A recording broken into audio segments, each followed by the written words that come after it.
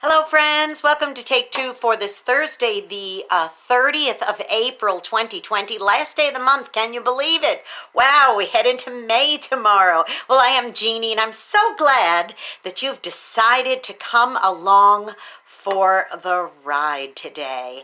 Well, we were sitting at our back porch this morning, a morning ritual that we've started doing in recent days. And just as we were getting ready to leave to come inside and start our walk, as we were walking in, right at my feet was a little tiny ant. It was kind of like a little bit of a bigger size ant, but a little tiny fella. And he was crawling around and he had some sort of piece of something on his back. Now, it could have been a little piece of food. It could have been some kind of little material to take back to the nest for his home. Whatever it might have been, it was just a tiny little thing, but it was almost as big as him. And as he was walking, he seemed to almost be going in circles.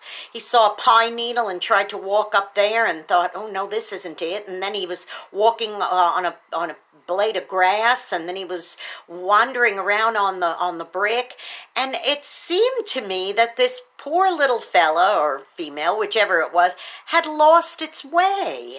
And I thought, oh my goodness, that is so sad. But you know, the ants are remarkable little critters, and they do usually go out, have a task to do, and usually get it accomplished. But this one looked a little befuddled and confused, like it had lost its way. And I started thinking about how sometimes we have a task to do, we have purposes to fulfill, but we get so tied up in the implementation of doing it that we end up losing our way. Now, I'm sure that when that little ant started its day today, it was, okay, today I go and I get the materials, I put them on my back, or I go and I get the food and put it on my back, and I go back to provide for my family. Maybe that was the ant's purpose today. But the ant had gotten so confused and so engrossed possibly in doing the task that it had lost its way. And I think about things that we do in our own lives like that. Especially a story that I heard some time ago about a fisherman. Now, this was a Class A fisherman. He loved to fish. He was very good at what he did. He knew all about lures and poles and nets and bait and so forth and boats and all of those things. And he was just a really good fisherman. That's all he ever wanted to do, was be a fisherman, and he was good at it. And occasionally he would take a young wannabe fisherman with him and show how to do it and what lures to use and so on and so on. And he knew about ocean, river, pond, whatever it was, he knew how to fish. And he would teach others sometimes. But then one of those students of his went around telling others, this guy is the best fisherman you will ever meet in your life. He should be teaching classes on fishing. So someone proposed that to him, and he said, sure, I guess I could do that. So they put him in a classroom, and for the next little while, he was teaching people all about fishing. Before you know it, there were graduates out of his class who went on to also be great fishermen, or fisher ladies, whichever they were. And so then someone approached him and said, you know, you should write a book about fishing. So he thought, well, I guess that's the natural course of things. I'll write a book. So the next bit of time in his life was spent writing a book all about fishing. And then someone else came to him and said, you know what, you should go on a speaking tour. You should travel all over and go on radio, go on TV, go lecture places and tell all about fishing. So he started doing that. Well, as time passed on, he realized there was something missing out of his life. And you know what that was? He wasn't fishing anymore.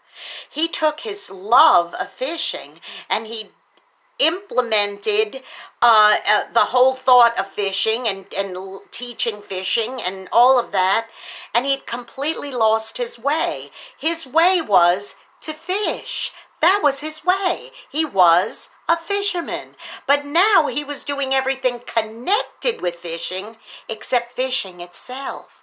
How many ways are we like that in our lives, boys and girls? We forget what we're doing. We lose our way because we leave our first love, we leave our first responsibilities, and we get so hung up in doing other things related to it that we completely forget about it.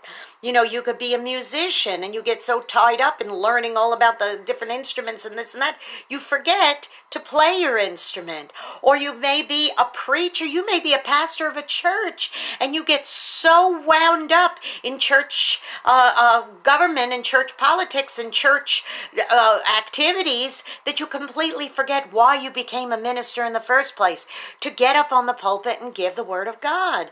That is so much like our lives. We can so easily, like that little ant, lose our way. So let me encourage you, boys and girls, today, think about areas of your life, particularly while we've been on this lockdown and quarantine, because this has been a rough time for many, many of us. And this is a time where we could so easily lose our way.